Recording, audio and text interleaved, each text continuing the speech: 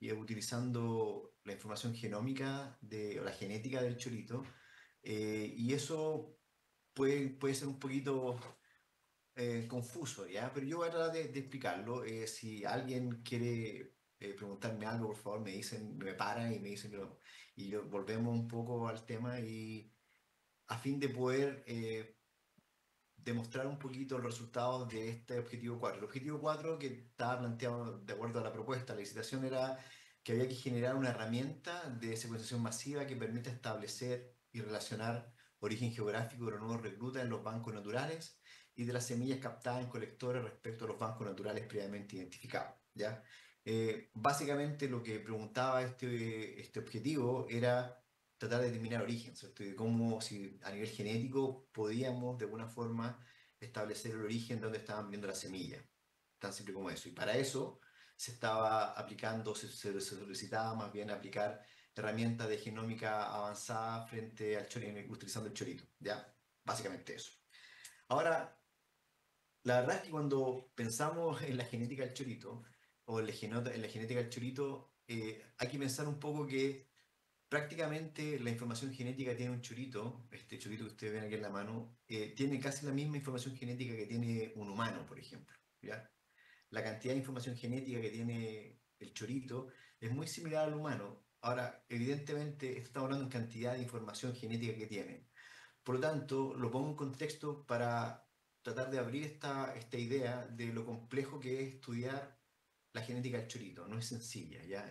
Sin duda este es un organismo que ha demostrado, el complejo metilo en general, ha demostrado una alta capacidad de adaptación a distintos tipos de ambiente y probablemente lo mostró Marcela en su presentación, donde tiene esta alta capacidad de adaptación también a sistemas estuarinos, a sistemas más marinos, etcétera, capacidad también de ser especie invasora, incluso algunos grupos de choritos, por ejemplo, en agua dulce, en el caso, por ejemplo, en el caso de Norteamérica. Entonces, tiene esta alta capacidad de adaptarse a distintos ambientes y evidentemente esa capacidad que tiene de adaptarse proviene de las formas, de la genética que tiene plástica, de alguna forma de poder cambiar sus genes y su estructura genética en forma muy rápida, ¿ya? Y esto lo hace aún más un organismo tremendamente interesante de poder estudiar desde el punto de vista biológico, y sin duda también tiene aplicaciones enormes también al momento de poder determinar también cuáles son las principales, en términos productivos, por ejemplo,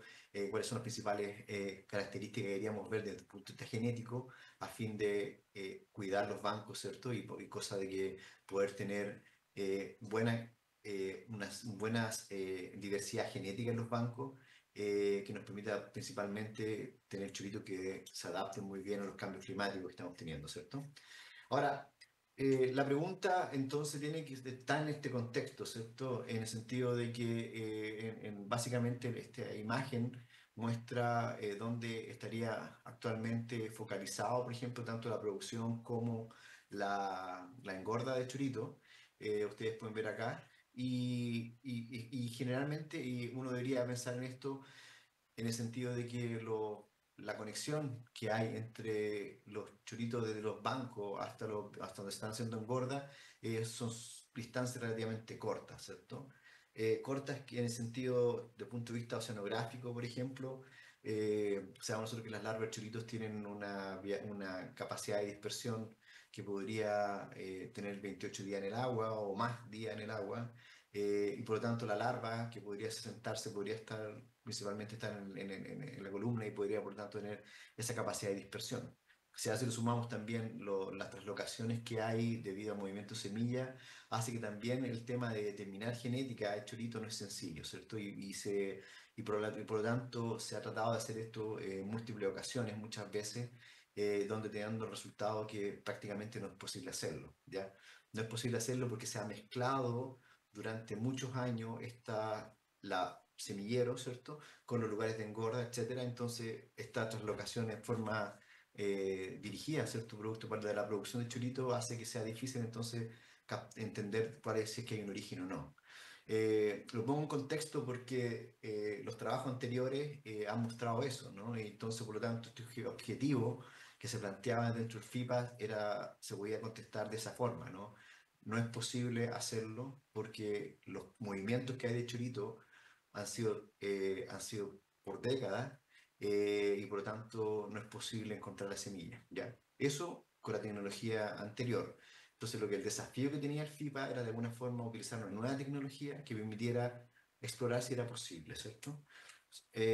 Ahora, si nosotros le ponemos otra capa de información a esto, evidentemente Reloncaví es principalmente la fuente de producción de semilla principal, ¿cierto? Independientemente de la posibilidad que exista también captación de semilla en los otros sectores, pero evidentemente, de acuerdo a los datos, como lo mostró también Carlos, ¿cierto? Reloncaví es principalmente la principal zona y ahí es donde se está traslocando, se está llevando semilla a todo el resto de las zonas donde está haciendo engorda. Entonces, en realidad, la idea de saber de dónde viene la semilla quizá bastaría con simplemente, por ejemplo, estudiar los registros de los registros que hay en cuanto a movimiento, pero en realidad eso no quiere decir que eso se establezca a nivel genético. ¿Por qué?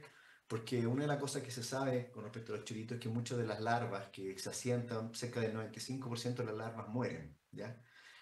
Solamente un 5% de las larvas que quedan captadas en los colectores o en otros sustratos son las que finalmente logran tener juveniles adultos reproductores, por lo tanto. Entonces, el número efectivo de los individuos que logran producir semilla para la siguiente generación es tremendamente bajo comparado de todos los individuos que son potencialmente de las larvas. Ahora, la gran pregunta entonces, Vivian, es por qué algunos individuos logran sobrevivir y otros no, ¿ya?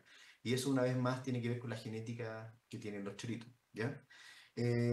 Solamente para ejemplificar por qué esta pregunta de si es posible determinar cuál es el origen o no es muy compleja. Este estudio que muestro acá es un estudio que lo que hicieron ellos fue recolectar choritos, ¿cierto? Durante 4 años seguidos, 2014, 2015, 2016 y 2017, eso en términos temporal, ¿cierto? En años. Y también lo hicieron en distintas localidades, lo que denominamos nosotros espacial, ¿cierto? Y sacaron de Mehuín, Los Molinos, Metri, Pichicolo, Putemún y Yaldar, ¿cierto? Ellos obtuvieron ahí, el estudio no está claro si son muestras que son de fondo o son muestras que fueron tomadas de colectores, no está aún claro. Pero por lo práctico fueron individuos que fueron muestreados en esa zona durante esos 4 años. Y la pregunta fue ver si había diferencias genéticas entre los individuos, ya sea a través de los años o ya sea a nivel espacial o de las localidades que habían recolectado. ¿Ya? Esa de alguna forma era la pregunta. ¿Ya? Ahora, ¿qué encontraron ellos? ¿Ya? Aquí en la figura que les muestro acá, en la figura principalmente el lado derecho de su pantalla, muestro estas figuras que es como, fíjense ustedes que es como esto es como una explosión, ¿cierto? Es como si moviéramos una estrella principal y una serie o un planeta principal y una serie de lunas, qué sé yo, que están alrededor, ¿ya? Cuando ocurre esto, quiere decir que, si ustedes se fijan, por ejemplo, déjame sacar el láser, acá está. Cuando ustedes se fijan, esto que está acá es como una estrella que se está expandiendo, ¿cierto? Donde hay un planeta, por ejemplo, o una estrella donde hicieron una serie de pequeñas más chiquititas, ¿ya? Pero existe una central. ¿Qué quiere decir eso? Que independientemente, ustedes se fijan los colores, por ejemplo, 2014, 2015, 2017, por ejemplo, es amarillo. Y ustedes se fijan, por ejemplo, con los otros planetas que están acá, todas más o menos comparten la misma proporción. ¿Se fijan? Como un cuarto, ¿ya? Un cuarto de los 4 años. Y si ustedes se fijan, eso quiere decir entonces que no hay diferencias, por ejemplo, a través de los años. Distinto sería si en 2017, por ejemplo, toda la torta fuera amarilla. Quiere decir que, oye, mira, en 2017 predomina siempre los individuos que fueron recolectados durante el 2017, pero no es así. Lo que se mira acá es básicamente que hay una mezcla, ¿ya? Ahora, ellos lo hicieron con dos tipos de marcadores genéticos, unos marcadores que se llaman mitocondriales, que también lo habló Marcela, y otro tipo de marcadores también a nivel nuclear. Y la respuesta es básicamente la misma, ¿ya? Donde también ustedes ven acá la gran torta, de que básicamente no se diferencia a nivel de los años, ¿ya? Ni tampoco se diferencia entre las localidades. Ya cada cual comparte un pedazo de la torta similar. Si solamente dominara uno de ellos, uno podría decir, mira, no, increíblemente, por ejemplo, Supongamos acá, eh, eh, por ejemplo, Metri, ¿ya? Metri, que estaría acá, que estaría en verde, ¿cierto? Metri, por ejemplo, no, Metri en realidad ocupa un 70% de la torta, ¿ya? Quiere decir que todos los individuos que están en las otras poblaciones recibieron de Metri al menos un 70%. Pero no es así. Quiere decir que cada una hay una mezcla y por lo tanto no es posible. Entonces, a este punto, simplemente la respuesta frente a la pregunta del FIPA era que no es posible encontrar origen de la semilla dado que está muy mezclado, ¿ya? Ahora, y la respuesta del trabajo es válida, ¿no? No obstante, cuando nosotros estudiamos la genética del chorito, y decía yo que parecía al humano en varias razones, principalmente porque el humano tiene aproximadamente como unos 34.000 a 35.000 genes, ¿ya? Genes que tienen que ver, por ejemplo, con, no sé, con la insulina, con el color de la piel, qué sé yo, con el metabolismo de los ácidos grasos, etcétera. 34.000 genes que hacen que una persona pueda vivir. Bueno, el chorito tiene la misma cantidad, ¿ah? 34.000, 32.000 por ahí. Lo interesante de esto es que este estudio se utilizó solamente para poder generar esta fotografía, ¿cierto? Solamente dos genes de los 34.000. Entonces el desafío era, bueno, ¿qué pasa si ocupamos todos los genes y ocupamos toda la información del chorito? Para hacer eso, la única forma de hacerlo es que yo teniendo algo que denominamos el genoma, ¿cierto? Toda la información genética del chorito. Esto es como un libro, ¿no? Para poder entender cuántos capítulos tiene en este libro, hay que tener completamente toda la información, ¿cierto? Hay que tener el libro. Y el genoma es como un libro, ¿ya? Donde está toda la información genética del chorito. Esto nosotros lo hicimos en el año 2022, donde nosotros publicamos esto. Y lo más interesante que todo es que este es como este es el genoma del chorito, ¿ya?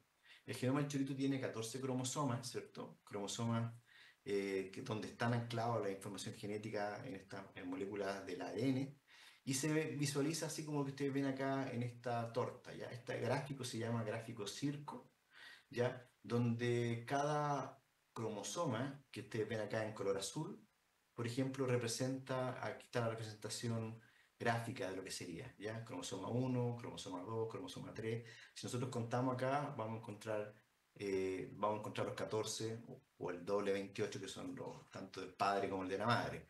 Bueno, lo interesante es que acá en cada cromosoma nosotros podemos encontrar dónde están localizados los genes, por ejemplo, donde están localizados también distintos tipos de información en cada cromosoma. Entonces, ese es el nivel de resolución, ¿ya? El nivel de resolución es que nosotros podemos preguntarle a este libro, bueno, ¿cuáles son los genes más importantes para adaptarse a la salinidad?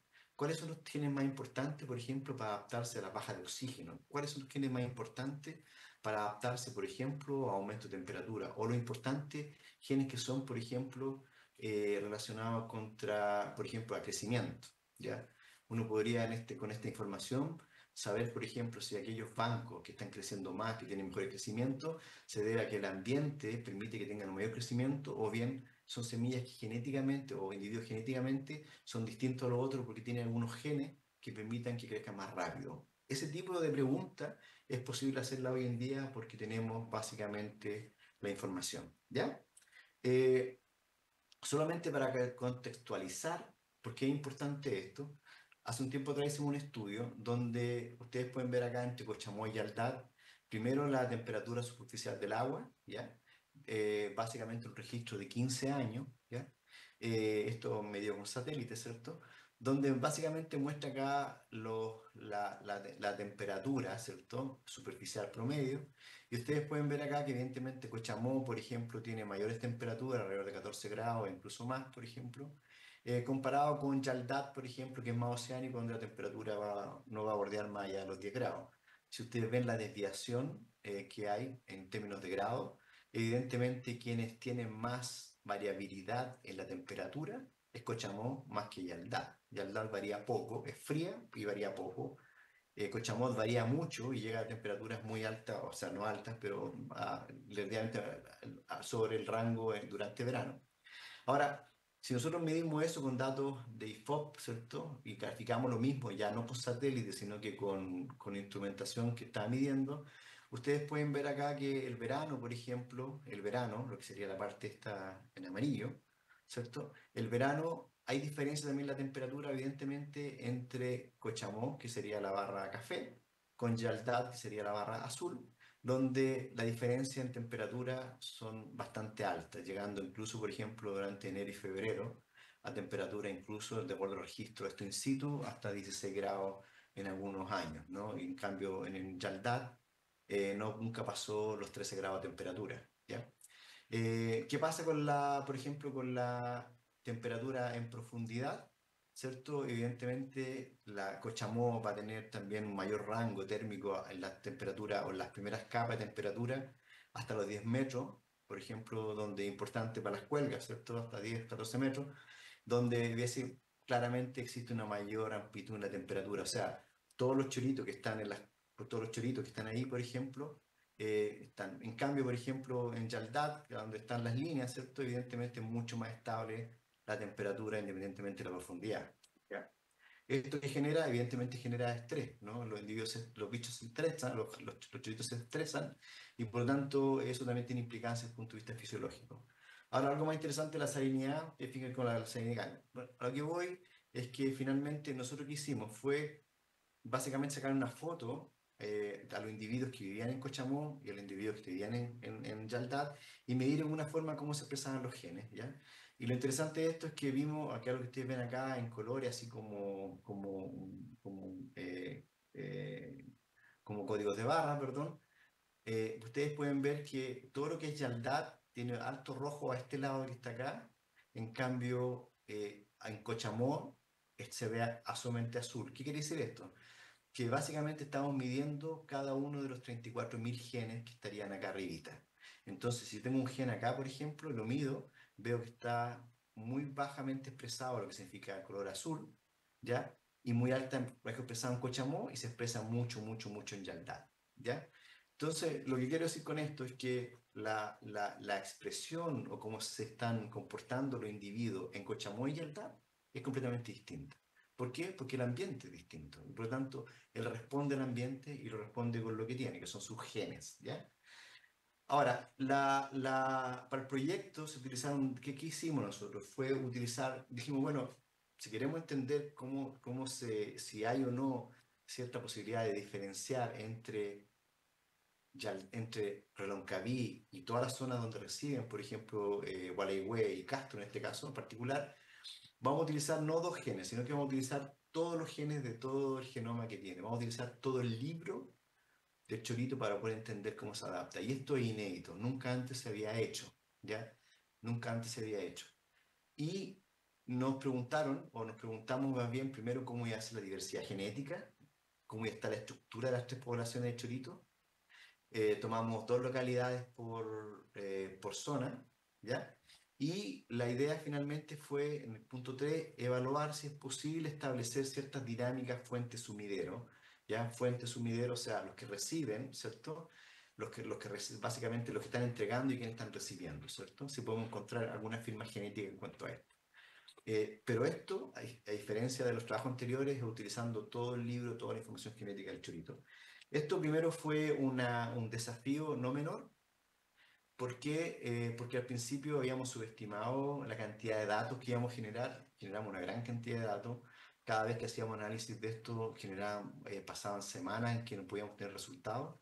Entonces fue un esfuerzo de análisis y de informático muy, muy, muy, muy grande, ¿ya?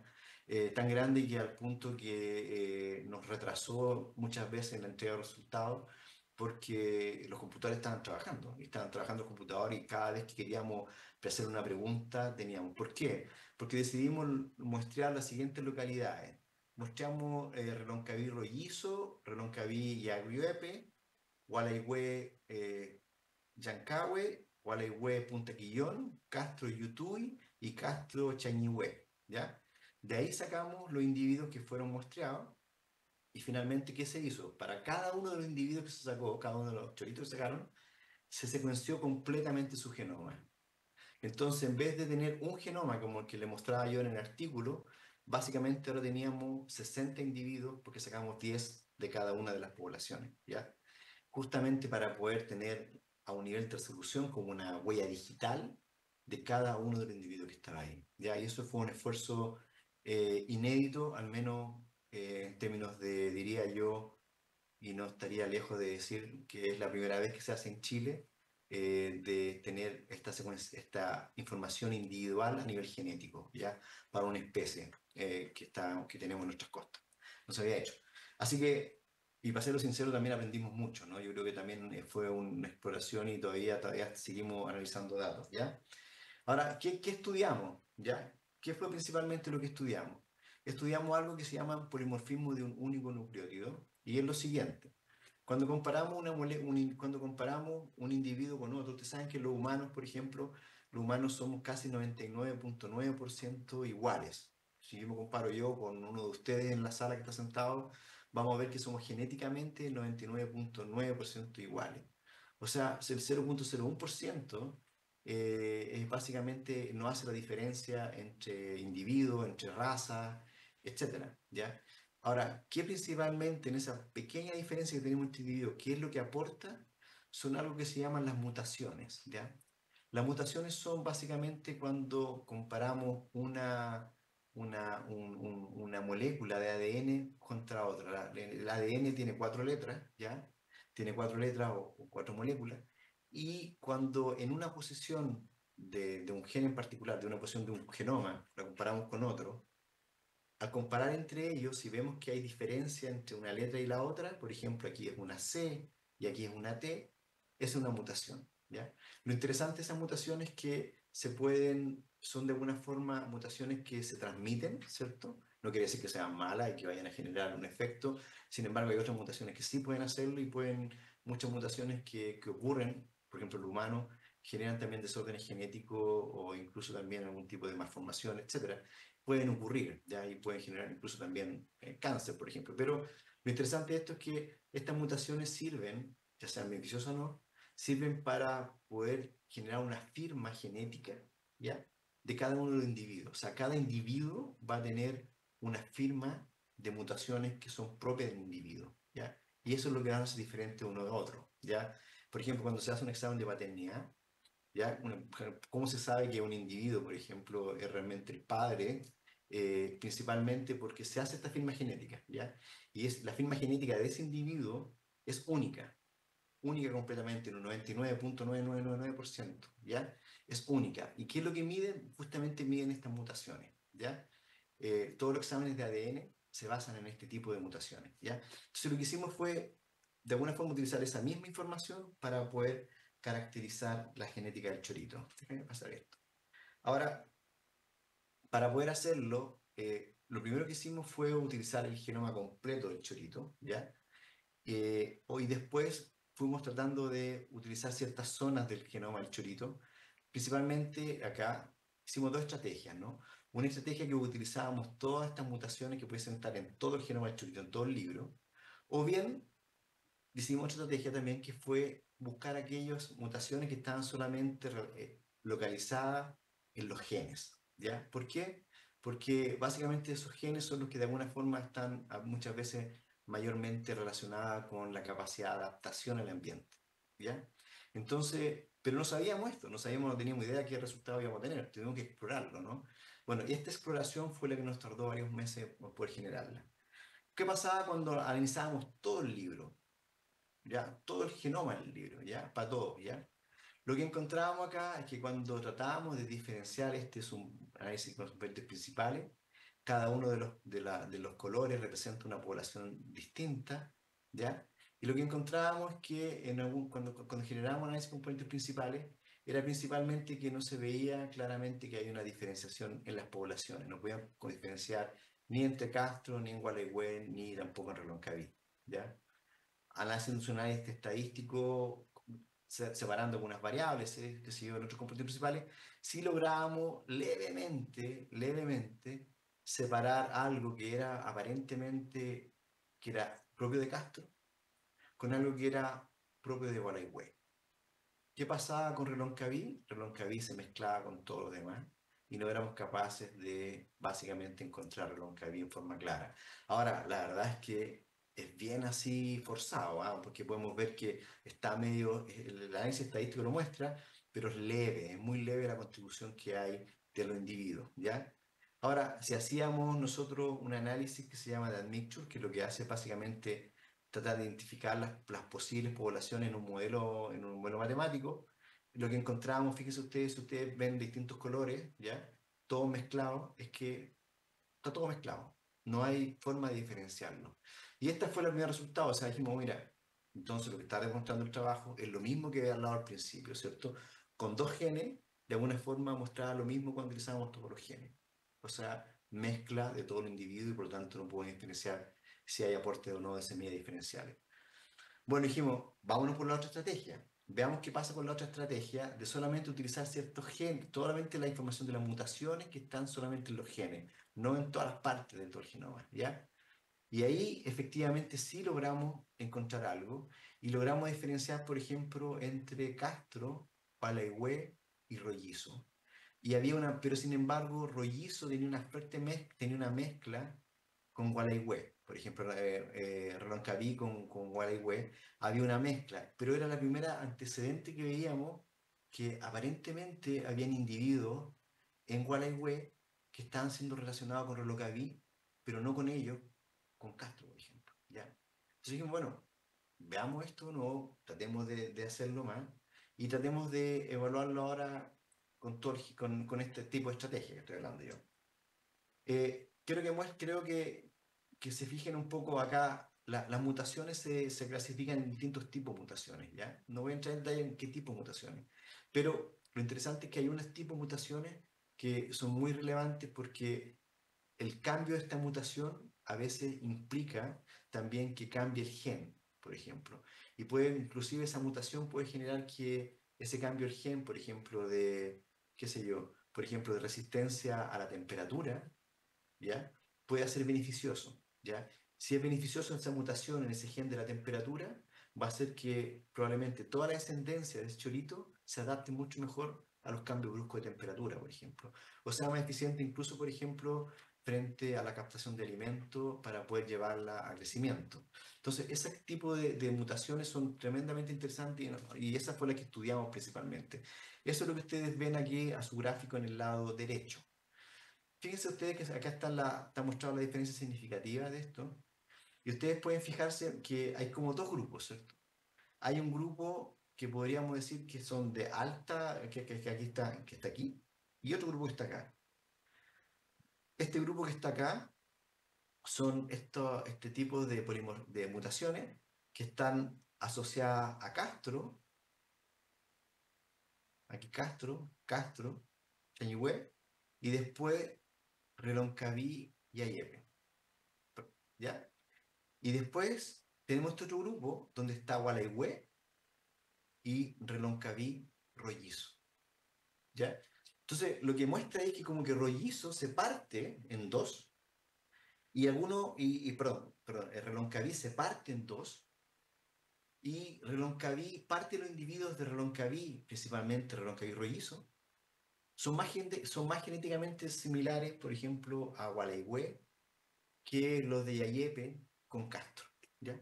Entonces como que genera una diferencia entre los dos grupos. El análisis estadístico de esto muestra lo siguiente. Cuando hacemos el mismo análisis este de componentes principales, que la idea es mapear ahí estadísticamente dónde se agrupan o no, pues encontramos eso, lo que estábamos diciendo recién. Todo lo que es Gualeguay se agrupa muy bien con Reloncaví Rollizo y todo lo que es lo demuestra de Castro con Reloncaví y Ayepe. ¿Ya? Y por primera vez vemos que aparentemente dos grupos bien diferenciados, genéticamente diferenciados, ¿ya? Hicimos un análisis estadístico que muestra exactamente lo mismo, ¿cierto? Muestra cómo se diferencia entre uno y otro, ¿ya? Por lo tanto, la conclusión de esto es que logramos diferenciar estos grupos y que aparentemente Reloncaví, que sabemos nosotros la fuente, ¿cierto?, de semilla, como que Reloncaví está repartiendo principalmente a dos lugares, que es Castro o Gualeguay, lo que tiene sentido también, ¿cierto? Ahora, algo interesante que encontramos frente a esto es que la, como nosotros sabemos, por ejemplo, cuáles son estas mutaciones que están relacionadas principalmente a estos genes, podemos preguntarle qué hacen esos genes, ¿ya? Podemos preguntarle, oye, entonces, si hay mutaciones que son únicas de este grupo que llamamos ahora Castro, Reloncaví Yepe, o Gualeguay, Reloncaví Rollizo, ¿esas mutaciones son únicas de esos grupos? Y la respuesta es sí, ¿ya? O sea, hay mutaciones que son únicas de los grupos que tenemos nosotros ya que llamamos de esta forma, y por lo tanto podemos preguntarle ahora si esas mutaciones en qué genes están, y por lo tanto qué pueden estar relacionadas, ¿ya? Veamos el primer ejemplo. ¿Qué pasa, por ejemplo, con Castro Reloncaví? Perdón, veamos primero con Gualeguay y Reloncaví Rollizo, ¿ya? Cuando vemos esas mutaciones que son propias de ese individuo, nosotros podemos preguntarle qué tipo de mutaciones y en qué genes están relacionados, ¿ya? Perdón que está esto en inglés, pero los análisis, la anotación y todo lo demás está en inglés. Pero lo interesante es que cuando nosotros empezamos a ver qué tipo de genes o de funciones están siendo anotadas, principalmente hay muchas, por ejemplo, que tienen que ver con sistema inmunológico, con defensa, con sistemas de estrés, por ejemplo, acá. O sea, está altamente, le llamamos enriquecido, ¿ya? Quiere decir que está altamente presente eso. Uno puede deducir de esto, de que los genes que están cambiando, tanto de los grupos de Gualeguay o que venían de este grupo también de Roncaví y Rollizo, son individuos principalmente que están más o tienen la mayor capacidad de responder frente al ambiente. Muchas veces esta respuesta inmunológica también tiene que ver con estrés. Entonces todo lo que es en Gualeguay, por ejemplo, son individuos que, como mostraba Carlos, son individuos que están más expuestos, por ejemplo, a la predación, son individuos que están mucho más expuestos también, por ejemplo, a cambios, por ejemplo, a mayor aporte de bacterias, por ejemplo, que vienen desde Reloncaví, o plumas que vienen de ahí, más sedimentos, suspensión, etcétera. Entonces son individuos que de alguna forma tienen que adaptarse a estas condiciones que son propias del sector, ¿ya? Por eso entonces los genes que están siendo mutados o que están cambiando están más relacionados a esto, ¿ya? ¿Qué pasa ahora con Castro? ¿Ya? Y los individuos que vienen desde Reloncaví y Ayepe y que van a Castro. Acá sale en rojo la primera anotación, ¿ya? Esto, para contarles qué es esto, esta reparación, ¿ya? Resulta que todos esos genes tienen que ir con reparación del material genético, ¿ya? Porque las células tienen una capacidad propia de poder reparar su material genético, ¿ya? Tienen mecanismos para poder reparar su material genético. Y cuando una célula se daña, por ejemplo, una célula se daña cuando está expuesta al UV, cuando se expone mucho al sol, el UV, evidentemente, la radiación UV va a generar cambio en tu célula y si te sigues exponiendo al sol, probablemente esa célula se puede malignizar y puede darte un cáncer de piel, ¿cierto? Y por lo tanto, por eso nos ponemos al sol, porque el ambiente puede provocar cambio irreversible en esta célula y por lo tanto puede generar un cáncer, ¿ya? ¿Qué otras cosas también generan eso? Por ejemplo, en el ambiente marino. Por ejemplo, los hidrocarburos. La contaminación por hidrocarburos, por ejemplo, principalmente son uno de los efectos también que tiene, o incluso también otros elementos más contaminantes, otros químicos también, se ha visto que también tienen esta capacidad de generar daño, así como la radiación ultravioleta, en la célula. Y la célula lo que hace entonces es tratar de repararla, ¿ya? ¿Cómo la repara? Evidentemente con ciertos genes. Ya, lo increíble es que todos los individuos que eran de Castro, Reloncaví y Yepe tienen esta capacidad mucho más alta de reparación frente a probablemente compuestos o factores ambientales que hacen que finalmente genere una gran cantidad de daño celular. O sea, a lo que voy yo que, fíjense ustedes esto, o sea, el chorito se adapta de alguna forma a las condiciones locales donde están. Por un lado, a los factores más ambientales que estaría haciendo en Gualeguay, y por otro lado, probablemente a mayor presión antropogénica que podría estar en Castro, ¿ya? Ahora, ¿qué es lo importante de esto finalmente? Lo interesante de esto entonces es que cuando pensamos nosotros que Reloncaví es una fuente de semilla, bueno, resulta que entonces quiere decir que Gualeguay y Castro no solamente reciben, sino que también seleccionan aquellos individuos que, que están mejor adaptados para las condiciones locales. ¿Ya? Entonces, ¿qué es lo que dice eso entonces? Que tanto Castro como Gualeguay no solamente se dedican a recibir, sino que también durante los últimos años también se han dedicado a mantener probablemente una población de choritos que está siendo adaptada a las condiciones más locales. ¿Y por qué tenemos ahí entonces una fuente genética tremendamente interesante local? ¿Ya? Entonces, alguien por ahí, creo que fue alguien de la Suspesca que hablaba de lo que llamaban estos bancos emergentes, ¿ya? Bueno, probablemente estamos enfrente a los bancos emergentes, ¿no? A bancos que están durante décadas, han estado ahora emergiendo porque se han seleccionado y esta capacidad de chorito increíble que tiene de adaptarse, está generando individuos propios que son muy aptos para ir, para estar en estas zonas. Habría que ver entonces en nuestro estudio cómo le iría, por ejemplo, a los choritos, semillas propias de ahí mismo, comparados, por ejemplo, de los loncaví, probablemente en términos de crecimiento, por ejemplo, etcétera, etcétera. Preguntas como esa, ahora es posible responderla con la genética que estamos teniendo. Para terminar, ¿qué hicimos también con el proyecto FIPA? Fue desarrollar ciertos marcadores en base a esta información que les contaba, cosa de poder hacer trazabilidad ahora de la semilla. Y hoy por hoy podríamos tener también una buena información de una semilla, por ejemplo, que está teniendo, que podemos tener distintos bancos, podríamos entonces hacer un análisis molecular donde pudiésemos determinar también su probabilidad de que sea de alguna de estas localidades que tenemos. Finalmente, que construimos una especie de modelo, ¿cierto? En el cual se ve un poco el flujo genético, ¿ya? Un poco flujo genético, de acuerdo a los datos que tenemos.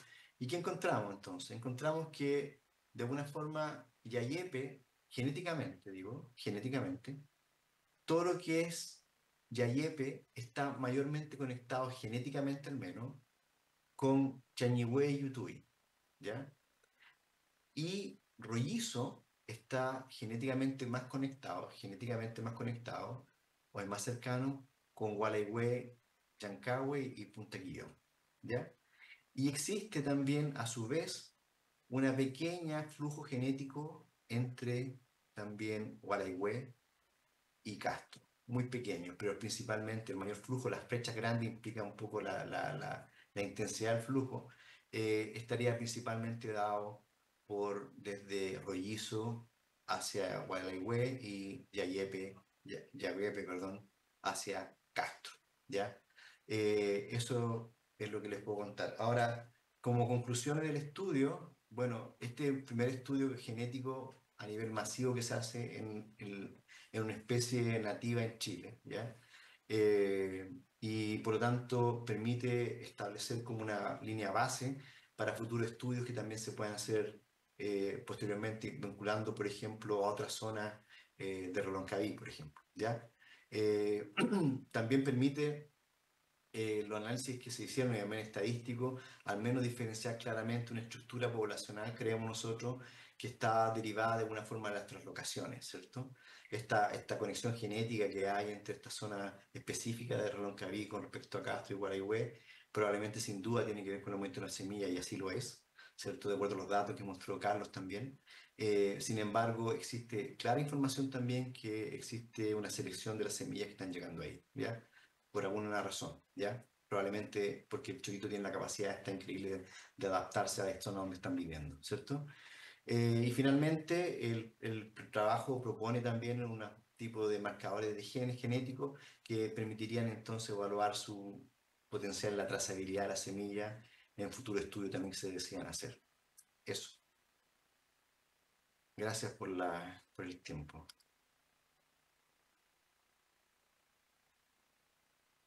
Muchas gracias, Cristian. Vamos a hacer una pequeña pausa de 10 minutos para proceder con las preguntas. Bueno. Nosotros nos vamos al café.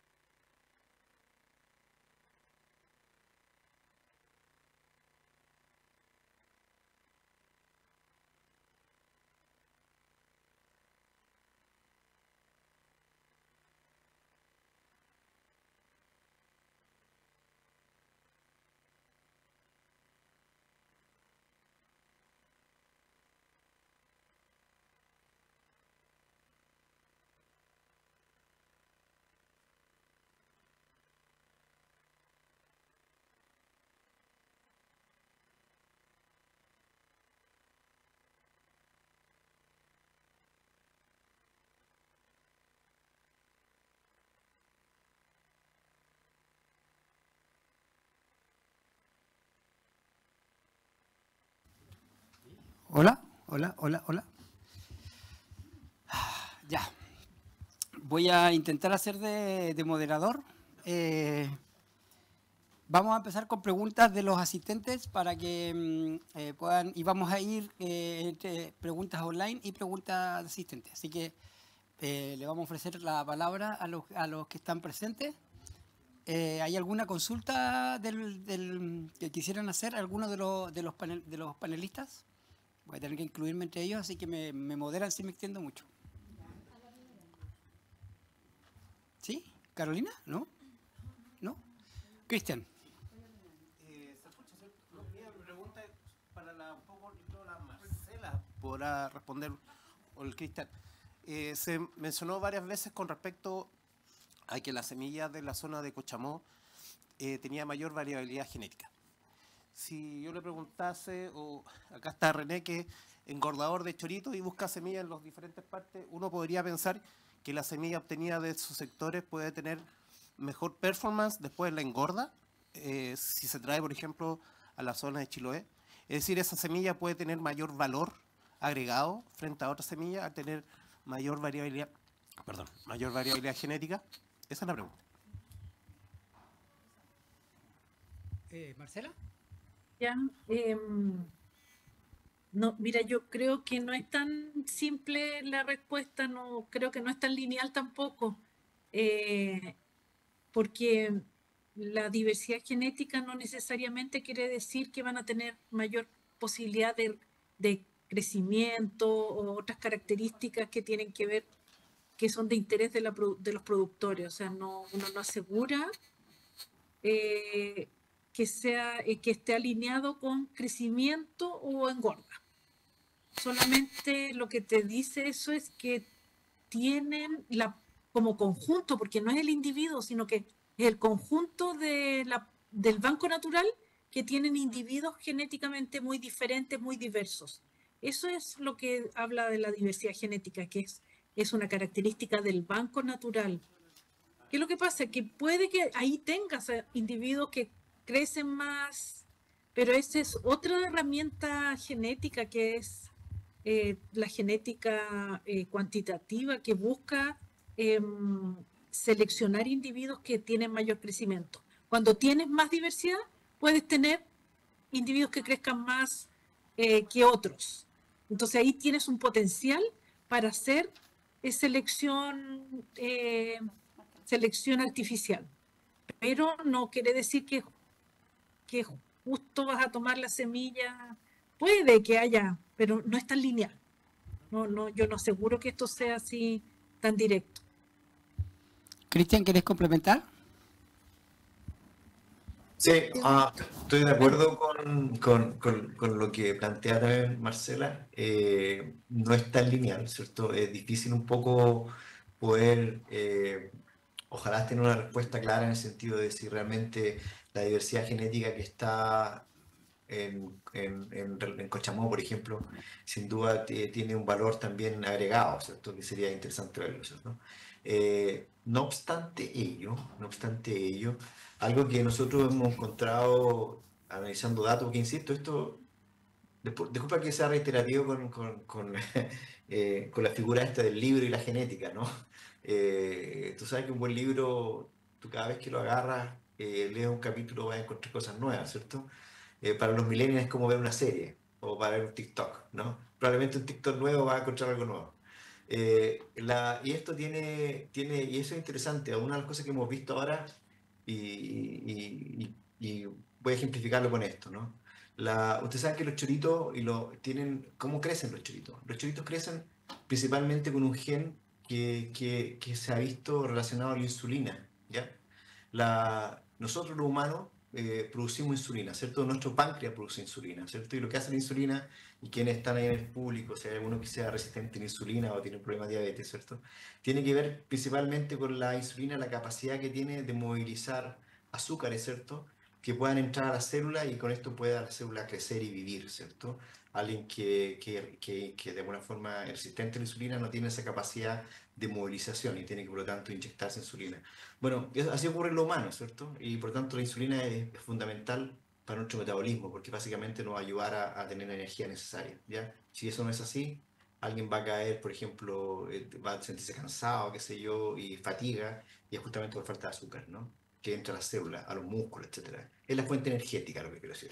Bueno, resulta que en los choritos no se ha encontrado la insulina, no existe como tal. La insulina es una hormona peptídica, ¿no? No se ha encontrado la insulina propiamente tal. Sin embargo, el genoma del chorito muestra algo más interesante, muestra que las células tienen estos puertas de entrada para la insulina, lo que se llaman receptores. Y tiene eso, pero nunca se ha encontrado la insulina. Pero la pregunta es, ¿por qué tiene esto, que es como la puerta de entrada para la insulina, pero nunca se ha encontrado la insulina? Bueno, porque aparentemente hay otras moléculas del chorito que aparentemente sí están presentes y por lo tanto, ahora lo interesante es que recientes estudios han mostrado que esas moléculas que estoy hablando yo ahora, parecida a la insulina, están directamente relacionadas con el crecimiento. Entonces, nosotros las buscamos y las comparamos también entre los individuos que están en Cochamó y Aldad, ¿cierto? Y lo interesante de ello es que algo que encontramos fue que independientemente de la diversidad genética que tiene un individuo en Cochamó, probablemente en Yaldad y en Castro lo que vimos, es que estos receptores o estas formas de entrada, de crecimiento, están más relacionadas, se encuentran mucho más activas, al menos ahí, ¿ya? Y aparentemente, claro, tiene que ver un poco con que ciertos individuos que están en el seno del Roncaví se seleccionan a tal forma, hay tanto nivel de mortalidad de la semilla, que las que llegan, que justamente resisten un poco el traslado, resisten el estrés y todo lo demás, a su vez también son aquellas que son capaces, por ejemplo, de modular un poco quizá esta forma de captar energía a través de estos componentes como parecido a la insulina. Entonces, ¿qué quiere decir eso? Que claramente en Cochamó hay individuos en su banco que tienen esta capacidad importante de crecimiento. Y fíjate que eso nunca ha sido evaluado. La capacidad genética o el potencial genético de los bancos de la semilla en términos de crecimiento. Lo interesante es que con esta herramienta se podría hacer y con los datos que están ahora podríamos más o menos estimar cómo sería. Espero en otra oportunidad también mostrarle esto, pero es bastante interesante. Quiere decir que la pregunta es que, claro, la selección hace de los individuos de Cochamó que aquellos que resisten más el estrés y todo lo demás, a su vez también son los que crecen más porque también tienen relacionado este mecanismo, ¿no? Eso. Muchas gracias, Cristian y Marcela. Les voy a pedir, así con mucho respeto, que las respuestas sean cortas y las preguntas también sean cortas porque hay varias preguntas en el panel, ¿o no? No, ok. Sí, dame una pregunta al panel para que vayamos alternando y después Sonia nos está pidiendo la palabra. A ver. Ahí, ¿esa es? Hay más, antes. Sí. Cristian Manuel Araneda Tolosa pregunta si finalmente se cumplió el objetivo de generar una herramienta de secuenciación masiva para establecer el origen geográfico de la semilla. Cristian, esa es para ti. Sí, finalmente lo cumplimos y lo que proponemos dentro de las conclusiones es hacer algo que se llama secuenciación de exosomas, ya que son de donde tomemos las mutaciones, porque creemos que ahí es donde está la información relevante para poder hacer trazabilidad. Eso va a estar especificado en el informe final, ¿cierto, Cristian? Que va a estar disponible cuando la subpesca lo apruebe, así, para que los puedan solicitar, pero primero la subpesca nos tiene que aprobar eso, así que no dependemos de su aprobación y de su venia para hacerlo. Así que vamos a estar muy disponibles. Gracias, Cristian. Sonia. Mi pregunta es la siguiente. Mi pregunta es para Marcela y bueno, si puede complementar, Cristian, bienvenido. De acuerdo a los resultados de Marcela, y creo que ella lo puso también abajo en sus conclusiones, ¿es recomendable tener una zona tipo reserva genética del chorito en el estuario de Reloncaví? Ya, bueno, sí, pues yo lo propuse ahí como una idea que yo creo que hay que definir en conjunto, juntar con los datos que mostraba Carlos también, de cuál puede ser un lugar adecuado para tener una reserva, puede ser combinar los datos de diversidad genética en el fiordo con los bancos más grandes o más abundantes, o lugares donde no haya captación de semilla, porque ya también sabemos por estudios preliminares que la captación de semilla compite con la fijación de semillas de reclutas en los bancos. Entonces uno podría, con el conjunto de información y también con los usuarios, porque es importante no llegar y tomar una decisión desde un lado sin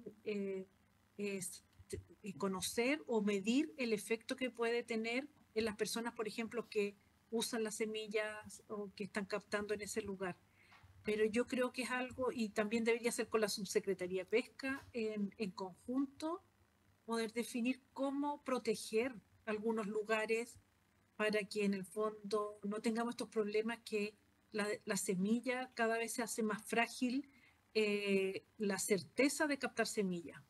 Entonces, según esos datos, y yo he tenido otros datos de otros lugares previamente que uno podría también conservar en algunos lugares con alta diversidad genética. Gracias, Marcela. Cristian, ¿complementa? Sí, yo creo que es fundamental tener ciertas zonas donde se salvaguarde la diversidad, por la siguiente razón. Lo que sabemos ahora actualmente la genética del chorito es que se adapta muy rápido, de alguna forma, tiene esta capacidad increíble de adaptación por mecanismos que no vamos a entrar en detalle, pero que cambia muy rápido su genética. Entonces, pero eso está haciendo selecciones, que existan procesos de adaptación local un poco más rápido de lo que pensábamos. Por lo tanto, es como tener una caja de herramientas, ¿no? Si esa caja de herramientas empieza a ocuparse solamente con lo que va a utilizar para el ambiente, se van perdiendo ciertos componentes de ella si no nos cuidamos antes. Pero el cambio ambiental y climático es mucho más rápido que eso. Entonces puede ocurrir que finalmente cuando necesitemos la herramienta necesaria para dar cuenta del ambiente, no la tengamos. Por eso es necesario tener estos puntos que hay que cuidar y yo creo que es necesario, ¿no? Eso. Vamos al chat de nuevo.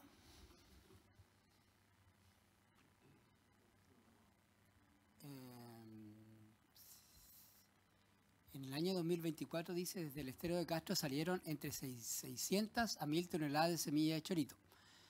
Ok, eso todavía no lo tenemos porque la estadística la vamos a completar recién este año, así que vamos a revisar eso, pero a mí no me sorprendería porque la producción en los fiordos estuvo mucho más baja, en Gualeguay salió muy poca semilla de acuerdo a la estadística que tenemos, así que eso está en progreso, ¿sí? Y se va a considerar. Luego tenemos, Alejandro pregunta, ¿cada cuánto tiempo se debería considerar repetir este tipo de investigación? ¿O qué frecuencia se puede establecer? Por ejemplo, un programa de monitoreo de la diversidad genética. Bien, desde la ecología de los bancos voy a responder yo porque tiene que ver con la abundancia y la diversidad y lo que estamos observando nosotros, que lo llevamos monitoreando el fiordo desde el 2013. Y podemos observar variabilidad interanual, ¿sí? Y de hecho no se requieren escalas tan... no se requieren 200 estaciones, ¿sí? Nosotros hemos estimado que con 16 estaciones podemos representar bien el fiordo, 16 estaciones bien muestreadas. Y seguramente en Gualeguay se puede hacer lo mismo, en Castro con 5 estaciones, que son los bancos que ya hemos identificado. Es decir, y además tenemos las áreas de manejo y explotación de recursos bentónicos que hacen seguimiento, que además deberían ser acopladas a este tipo de monitoreo. Entonces, yo creo que no hay que hacer tanto esfuerzo, más que todo hay que integrar la información y sistematizar y juntarnos, los pesqueros y los acuicultores, porque los bancos son en los dos ámbitos. Marcela, desde la perspectiva genética, y Cristian luego, por favor. Y yo ya algo le había contestado ahí mismo en el chat, Alejandro. Yo ahí, mira, solo por que uno va juntando cierta cantidad de conocimiento con los años, entonces yo me atreví a decir que cada 2 años podría hacerse un monitoreo genético. Cada 1 año puede ser un poco caro, y puede que haya pocos cambios. En cambio, cada 2 años puede ser un buen tiempo, pero también depende, que lo puse ahí, qué tipo de herramienta uno utilice. Secuenciación del genoma, como ya lo veíamos con Cristian, ya solo obtenerlo y analizar esa cantidad de datos puede tomar 1 año. Entonces, eso puede ser cada más distanciado en el tiempo.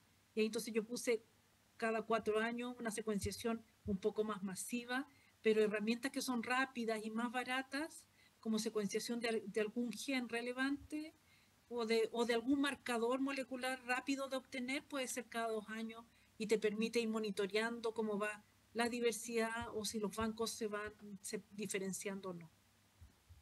Cristian. Sí, yo creo que claro, si uno quiere llegar a altos niveles de resolución implica mayor cantidad de análisis de datos, eso es verdad. Hay que acotarlo a suficiente. El proyecto, en sus conclusiones, también propone una herramienta, ¿cierto?, que es la que se podría utilizar, y ahí probablemente ya con la información se podría acotar un poco esta masividad y profundidad de datos. Eso ayuda a dos cosas. Uno, a tener respuestas más rápidas, ¿cierto?, análisis más rápido, pero también ayudaría también a reducir los costos, ¿cierto?, pudiendo abarcar mayor cantidad de muestras. Así que yo también eso es posible, pero yo concuerdo, creo que una temporalidad de 2 años creo que está súper bien. Bien, al público presente otra pregunta antes de Carolina. Oye, una consulta. Esto tiene relación con el tema del origen de la semilla. Quiere decir que un adulto, estoy pensando en una situación que hubo hace un tiempo, que era poder identificar el origen de esos adultos, ¿podría ser con esta secuenciación masiva o con la secuenciación de genes que hizo Marcela suficiente para identificar el origen de qué es Mytilus chilensis y qué no es otro? Estoy pensando en que depende de la secuenciación también, y por eso quería preguntarte, Marcela, si cuando hiciste esta secuenciación de genes al interior del ADN, ¿cierto?, ¿tiene que ver con algún lugar específico donde lo buscaste? Porque entiendo que, de acuerdo también alguna vez hablando con Cristian, el gallo provincial y el quilensis son especiación del edulis. Entonces, si hago un macerado, si hago todo, podrían confundirse como especie. Todo depende en dónde es que se hace el análisis, ¿cierto? Y además debe quedar tan definido para además, frente a otros mercados, tener la certeza que lo que se está vendiendo, y que no quepa duda, que es el quilensis. Sí, hay ciertos marcadores dentro del ADN que se le llaman marcadores porque es como buscar alguna marquita en todo el ADN. Hay algunos marcadores que confunden en las especies y muchas veces se usaron esos en Europa y se confundía y se hablaba que Mytilus chilensis era Edulis, por ejemplo. Entonces, depende del marcador que uno utilice. El que estábamos usando acá, que es el para DNA barcoding, que es el que decía yo, el código de barra de las especies marinas, en este caso fue muy adecuado, nos permitió diferenciar entre las especies de Mytilus y por lo tanto sirve para confirmar la especie, para identificar la presencia en todos los lugares, en semilla, en banco natural o en gorda. Pero no para el origen de la semilla. ¿Ya? Para saber la semilla de qué banco viene, ahí se necesita otro de resolución mucho más fina y ahí es por eso es que Cristian está con esa parte, porque descubrimos que producto de la gran mezcla que ya existe y de la alta similitud dentro de Mytilus chilensis, es que este marcador no alcanza a discriminar, permite identificar la especie, pero puede identificar grandes grupos, pero origen de la semilla, producto de la gran mezcla, no sé si finalmente está tan fácil de hacer eso. Sí. Pero ahí es Cristian Sí. con sus herramientas Sí. más genómicas. Gracias, Marcela. Yo me voy a colgar de eso para preguntarle a Cristian. Cristian, ¿cuánto costaría hacer un seguimiento o una trazabilidad, por ejemplo, si a un productor se le ocurriera que quiere saber de su semilla, de dónde vino? ¿Cuánto costaría implementar tu herramienta de identificación? Yo calculo que, por ejemplo, tomando un muestreo de deslocar un poco la secuenciación, pero hoy por hoy han bajado mucho. En realidad, las secuenciaciones pueden estar alrededor de $100, o sea, 100.000 pesos. Uno podría tener hasta quizá un muestreo de 10. O sea, yo creo que si con entre 800 y 1 millón de pesos, uno podría tener una muy buena estimación de genética, al menos de una profundidad interesante, utilizando la herramienta que propone. O sea, a lo que voy es que para que sea un muestreo más o menos frecuente o de un productor, no estamos hablando de costos tan altos de millones y millones. O sea, de entre 800 y 1 millón de pesos yo creo que perfectamente se podría hacer. No es tan caro. Ahora, no es tan caro en el sentido para la información que va a generar, ¿no? Pero lo más interesante de esto, creo yo, es que con respecto a la diferenciación de la especie, solamente contarles que cuando nosotros hicimos un trabajo de chorito, el genoma del chorito, lo comparamos con Trinidad y también lo comparamos con otras especies que estaban disponibles.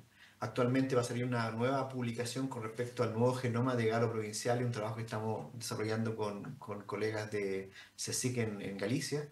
Y hemos comparado contra Chilensis y es claramente distinto. O sea, Chilensis tiene componentes genéticos de distintas formas que lo hacen ser único. Lo que pasa es que tiene, una vez más, Chilensis tiene esta capacidad de adaptación, no es mitílido en realidad, tiene esta capacidad de adaptación tan grande que incluso se adaptan a nivel reproductivo, ¿no? Y pueden generar híbrido y todo lo demás. Pero es parte de su naturaleza, ¿no? Pero aún así son capaces de mantener una identidad genética única. En el caso de Chorito lo es, no es nada, lo es. Gracias, Cristian.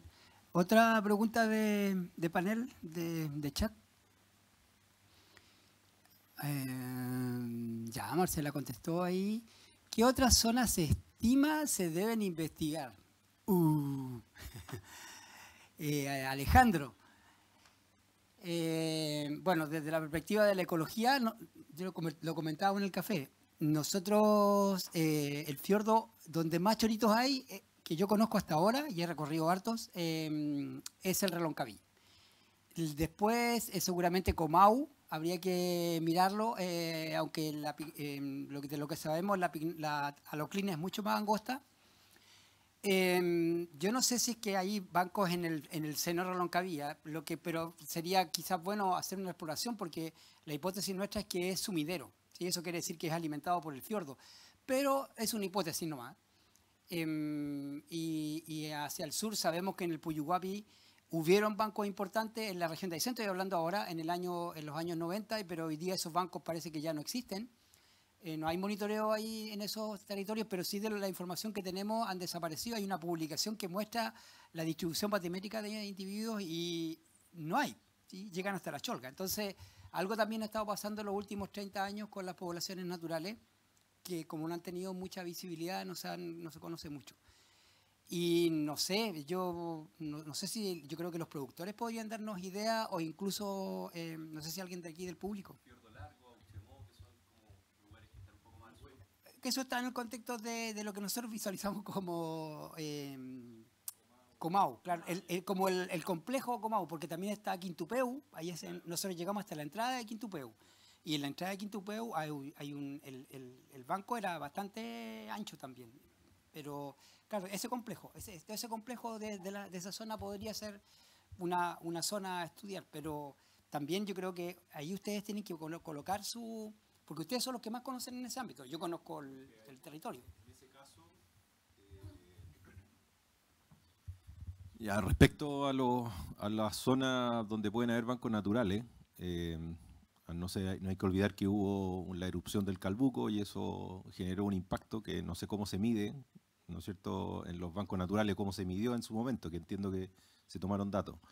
Entonces, hay también una evolución o una especie de desarrollo de los bancos en relación a los impactos ambientales que puedan haber, o de la presión pesquera que pudiese haber, si es que lo hay.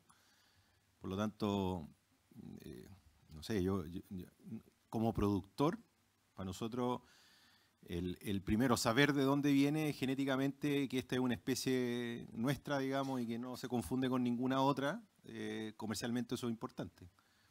Ahora, respecto a aspectos más técnicos que a nosotros nos pudieran servir, claro, ideal saber de dónde está proveniendo la semilla, pero hoy día es el comportamiento de esa semilla con los cambios ambientales las que es de alguna manera lo que más nos interesa. Es decir, ¿hay resistencia a estos cambios ambientales que se están dando? ¿No hay resistencia? ¿Hay resistencia a las condiciones de aumento de temperatura o no hay resistencia? pero a la larga no tenemos mucho que hacer, sino que más que nada rezar, porque no veo otra alternativa. No estamos produciendo en hatchery como para poder ahí generar algún movimiento genético para potenciar algo. No, seguimos captando. Por lo tanto, en la medida en que conozcamos los lugares, en la medida en que conozcamos saber las densidades de los bancos, saber cuánto es lo que puedan entregar esos bancos, qué lugares son los más apropiados, que no necesariamente son a lo mejor estar metidos dentro del estuario, sino que a lo mejor en lugares que hoy día no estamos captando semillas, porque la semilla también, o la larva, va navegando por las corrientes. Es como lo que a nosotros un poco hoy día nos genera este cuestionamiento, ¿no? O sea, esto es un tremendo aporte, pero técnicamente para nosotros nos estamos viendo desafiados a un año que no hubo semilla, ¿cómo lo explicamos? Bueno, a lo mejor por aquí lo podemos explicar, pero ya pasó, ya nos generó un problema económico. Entonces ahora, ¿cómo enfrentamos los desafíos que vienen hacia el futuro? Es súper interesante porque nos llevó a otra pregunta que tiene que ver con la semilla, ¿sí? Y que tiene que ver con cómo nosotros no estamos monitoreando la semilla y que hoy día no entendemos ese sistema y que probablemente sí es un desafío. Más allá de entender qué otros bancos buscamos, es cómo lo que ya sabemos de los lugares se comporta y cómo podríamos ayudarle a la industria a tener un mejor resultado anual. Sí, entendí eso. No sé si alguien más de... Solo me gustaría preguntar si se puede hacer... Hola, buenas tardes. Felicitaciones por las presentaciones bien buenas.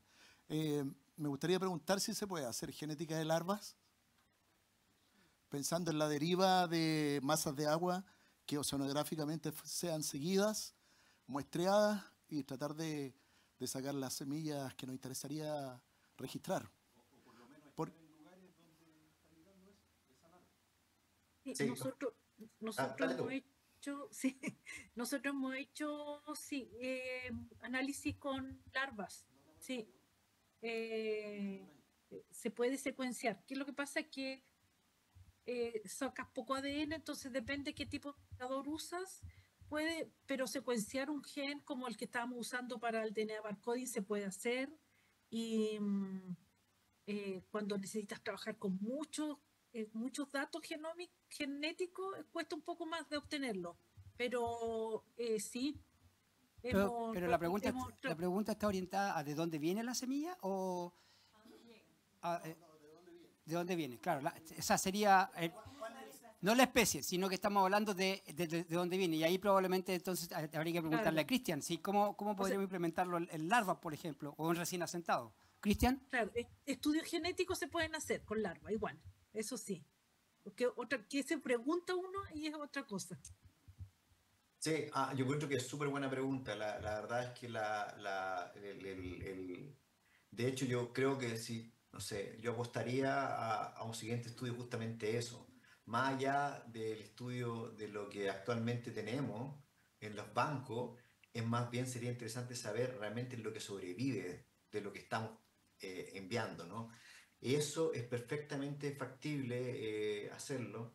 Se me viene a la mente al tiro alguna forma de poder trabajar en eso, porque esto es lo que decía yo, que el 90 y tanto por ciento muere, qué sé yo, eso lo sabemos por otras especies particularmente, ¿no? Donde lo han hecho, pero no para el chilense, y podría ser distinto o podría ser igual, pero saber si existe una diferencia entre las semillas que están muriendo cuando salen y las que están en las larvas incluso, eso no lo sabemos, y eso son estudios que podrían realizarse y yo creo que estarían en la médula justamente de poder entender cómo poder probablemente salvaguardar aquellos recursos genéticos. Por ejemplo, supongamos que vemos Reloncaví, ¿cierto? Y mostramos distintas zonas y descubrimos que algunas de las zonas, las semillas o las larvas que emiten, finalmente son las que sobreviven más. Hay una sobrevivencia diferencial. Bueno, quizás esas son las que habría que cuidar, entonces sería un criterio, por ejemplo, ¿no? Ahora, la otra cosa que también escuchaba ahí con respecto a los hatchery, yo estoy de acuerdo que el modelo productivo del chorito no incluye hatchery, ¿no? Y sabemos que es un cacho en términos de costo, qué sé yo, etcétera. Pero cuando pensamos en un hatchery, probablemente para abastecer de semilla en forma masiva, yo creo que por el nivel de producción que tiene la mitricultura, perdón, sería prácticamente imposible. Pero no quiere decir eso, que se pueda pensar en uno justamente como un seguro, ¿no? Para producir quizá en algunos lugares donde podamos salvaguardar ciertos recursos genéticos. Bien puntual, no tiene un full productivo, tendría más bien sería como un seguro, ¿no? O sea, un seguro, algo que uno nunca quiere ocupar, ¿no? Pero si algo pasa en términos del ambiente, qué sé yo, bueno, o si nos chocan el auto, ¿cierto? Al menos tenemos un seguro que responda. Y en este caso podríamos tener ahí un cierto background genético que podríamos utilizar. O sea, pensar el hatchery no como un punto de vista productivo, sino que más bien como un punto de poder salvaguardar cierta diversidad genética que nos permita a nosotros afrontar los cambios que van a venir y que van a venir. O sea, como decían ahí en el pool, estos van a venir y no hay nada que hacer, pero podemos anteponernos, ¿no? Y quizá comprando el segurito sería bueno. Y lo interesante es que se puede hacer mucho más acotado, mucho más simple, no pensando en producir todas las millones de toneladas que necesitamos para producir choritos. Tiene otra finalidad. Eso. Gracias, Cristian. Solo acotar que en el Mytilus chilensis se muere el 95% de la semilla entre que se asienta y aproximadamente 15 milímetros a 20 milímetros, que es cuando la mueven principalmente. O sea, eso sí, ese dato sí está publicado para Mytilus chilensis, Cristian. Al panel vamos a darle las últimas oportunidades y con eso parece que vamos a ir... nos quedan preguntas aquí. Así que, primero, resultados de unidad del FIPA realizados en años anteriores, 2014. ¿Se podría establecer un análisis comparativo para conocer la evolución o estado de los bancos en el estuario Gualeguay? Ok, esa pregunta sí es para mí. Cristian hizo la pregunta. Los resultados del 2014 son los que nos permiten comparar a nosotros con, sí, efectivamente, nosotros monitoreamos el 2013, 2014, 2015, 2020 lo retomamos con el INCAR y luego 2022 con otro proyecto ANID de sequía y el 2023. Así que tenemos del fiordo de Reloncaví tenemos bastante información. En Gualeguay solo se mostró el 2020 INCAR, el 2014 no se incluyó dentro de los bancos. En ese tiempo se mostró Raúl Marín Balmaceda. Raúl Marín Balmaceda sigue en la condición muy deteriorada que estaba en el 2015.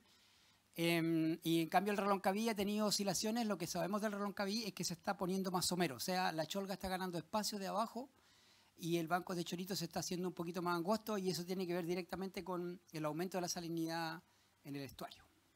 Eso puedo responder. Cristian, ¿tú querías...? Quería aprovechar que hay dos productores acá en presencial, a Claudio, a René, y quería preguntarle algo a ellos con respecto a la semilla.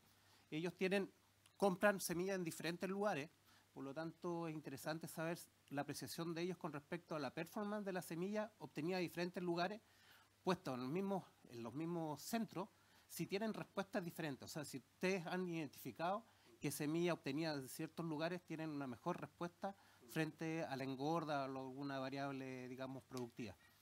Eso es interesante, digamos, para tomarlo, pesquisarlo y poder también identificarlo después como tema genético o lugares, orígenes de mayor importancia.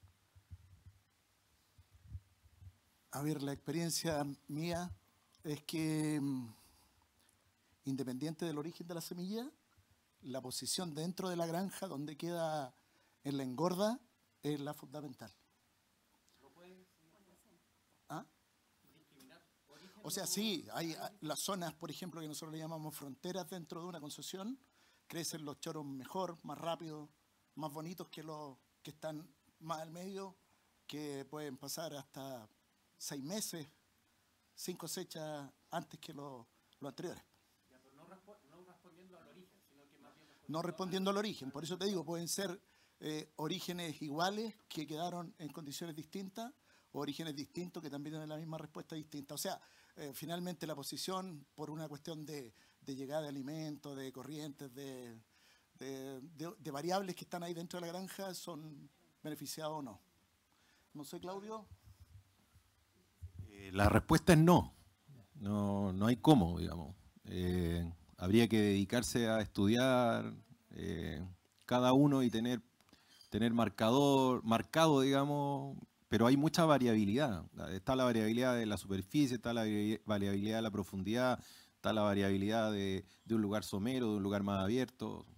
Hoy en día la acuicultura de chorito no es tan específica a poder llegar, a poder definir a los volúmenes que trabajamos nosotros, si es que de un lugar es mejor o no. Lo que sí identificamos de los lugares es que los colectores vienen con más fauna acompañante o con menos fauna acompañante. Que los colectores vienen en una... O sea, que la condición del lugar, si es que no lo sacas en un momento determinado, hay una alta variabilidad de pérdida, ¿no? Eso sí, como que ya están mapeados en qué lugares sí, qué lugares son más riesgosos, qué lugares no. Por eso que todo lo que está hablando Cristian Gallardo y la profesora Marcela, ¿no es cierto? Sí. Es bien interesante porque le pone un apellido, ¿no? Que tenemos que ahora vincularlo con lo que vivimos en el terreno. O sea, si es que eso se explica o no se explica y qué es lo que estamos explicando finalmente. ¿Ah?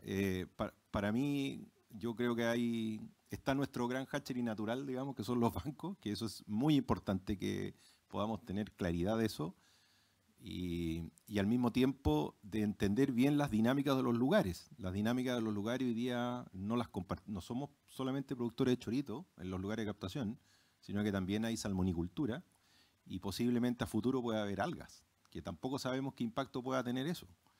Entonces, si hoy día empezamos a integrar todo este tipo de cosas, a integrar probablemente a través de la subpesca de conseguir utilizar lugares que hoy día tiene la salmonicultura como concesiones para poder captar semilla, capaz que eso le permita a nosotros, barrios que no se están utilizando, a eso hoy, nos permita bajar la presión de bancos naturales y aprovechar lugares que hoy día no se pueden aprovechar para captar semillas. Yo creo que eso también es una dinámica que debiera estar dentro de las políticas, ¿no? Que vivan en esta región, o sea, tener ese dinamismo en la acuicultura. Respondí la pregunta, pero es más compleja. Muchas gracias por la respuesta y por la participación. Es súper relevante obtener la visión del productor, porque en el fondo la idea de estos proyectos es que son para ustedes, ¿sí? Entonces, si de alguna forma ustedes no logran explotarlo y explotarnos a nosotros, en ese sentido yo los invito a tener la confianza y de sacarnos a la pizarra, pedirnos información y vamos a estar disponibles para trabajar con ustedes sin ninguna duda, sin ninguna duda. Última pregunta, ¿o no? ¿Sí? Bueno, Simonido, el resultado del proyecto, felicitaciones. A partir del resultado del proyecto es posible entregar recomendaciones, restricciones respecto a los flujos, origen, destino de traslado de semillas, considerando la interacción de los cultivos con los bancos naturales y el vento. Considerar que incluso se ha trasladado semillas desde los lagos a regiones del centro-norte de Chile. Bueno, de la perspectiva de la ecología, yo no sé si ya está todo hecho, ¿sí? Porque 40 años moviendo semillas es harto. Pero los problemas probablemente con los que hay que tener cuidado es con las invasiones biológicas.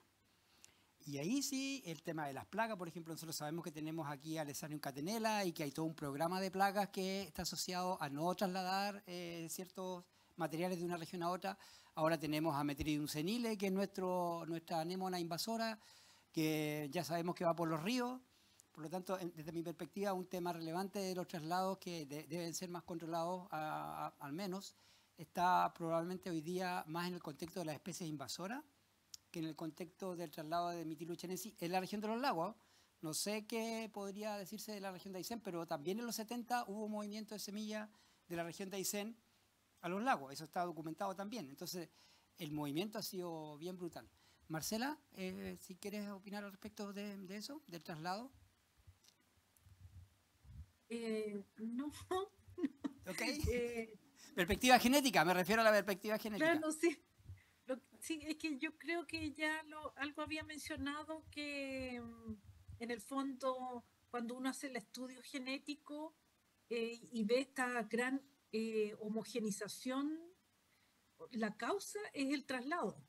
Ahora, sí, el traslado, si hablamos de zonas más lejanas, bueno, en general nosotros lo que hemos analizado desde el sur de la octava región, igual nos daban que las poblaciones son muy similares. Entonces, en Magallanes hay resultados que han encontrado algunas diferencias. Entonces, ahí hay que ser cuidadoso cuando uno mueve desde lugares que están altamente diferenciados, pero no creo que sea tanto problema. Estamos hablando de la región de los lagos, ¿sí? Porque Sí, no querríamos que nos traigan mitílugas los Ya. provinciales de la región del Biobío, por ejemplo. Claro, no dentro de la región, es que ya ocurre, eso ya es un hecho.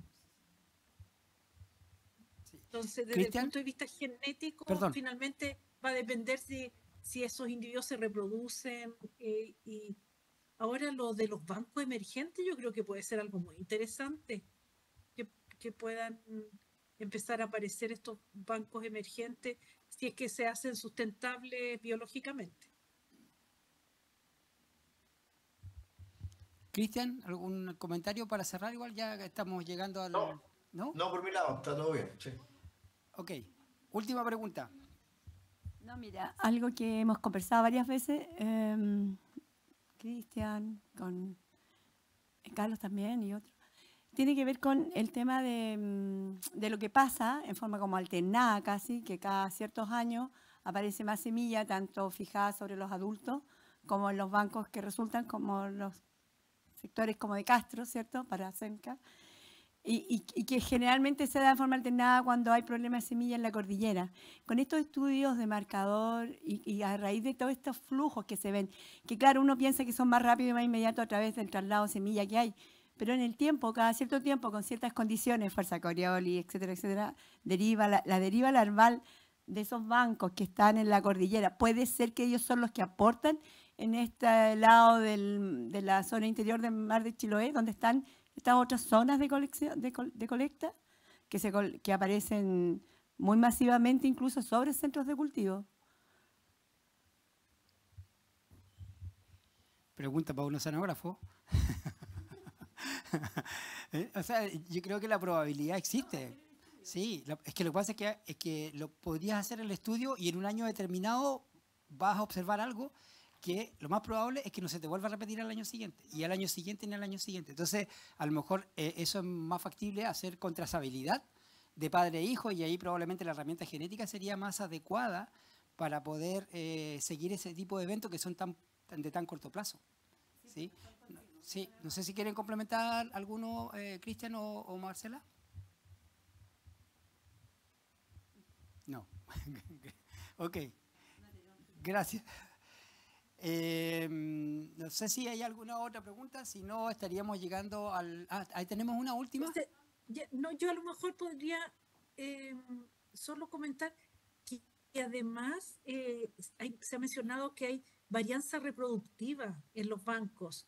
O sea, un año se reproducen ciertos individuos y otro año se pueden reproducir otros individuos. Entonces, cuando hace un monitoreo uno en el tiempo, cada año son diferentes individuos los que están aportando a la reproducción. Entonces puede haber diferentes condiciones, a pesar que diferentes condiciones en esos individuos que se están reproduciendo ese año. Entonces por eso es que además tenemos esta variabilidad, más encima de lo que decía Carlos, que un 99% se pierde 95. por su estrategia reproductiva, 95%, más los efectos ambientales. Pero además tenemos que saber que el banco en algún momento, un año se reproducen algunos, otros por otras condiciones o porque unos dejan de madurar, otros alcanzan madurez, etc. Entonces son distintos individuos que se van reproduciendo cada año. Entonces hay hartos factores que finalmente afectan también a la variación que tenemos en las semillas y afecta a la industria.